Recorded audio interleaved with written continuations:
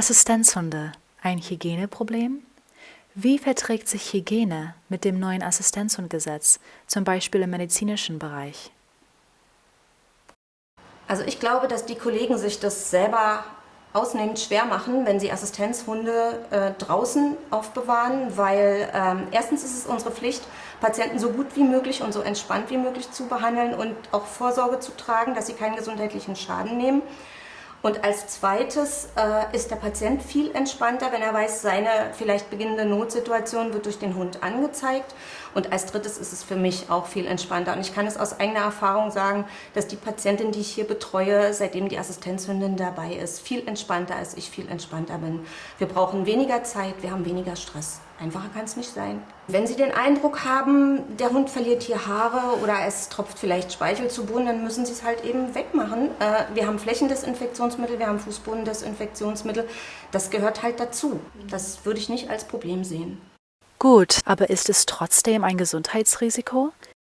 Mein Name ist Andreas Schwarzkopf. Ich bin von Beruf Facharzt für Mikrobiologie, Infektionsbiologie und öffentlich bestellter und beeidigter Sachverständiger für Krankenhaushygiene.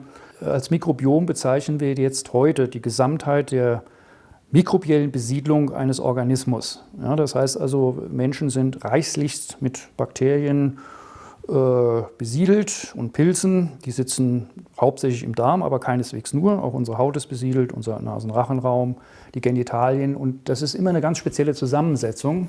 Die sind also nicht überall gleich, würde ich damit sagen, und das nennt man Mikrobiom. Und je divergenter jetzt Mikrobiome sind, also je unterschiedlicher sie in ihrer Zusammensetzung sind, desto größer ist das Risiko, dass es zu Infektionen kommen kann.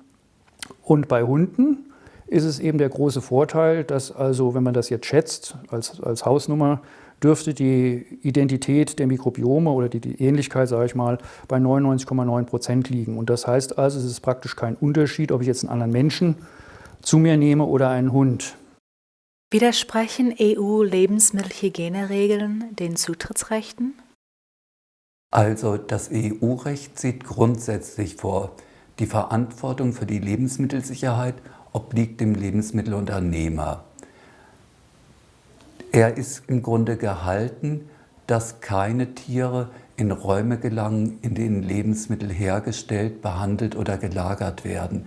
Dazu zählen auch die Geschäftszimmer von Lebensmittelgeschäften.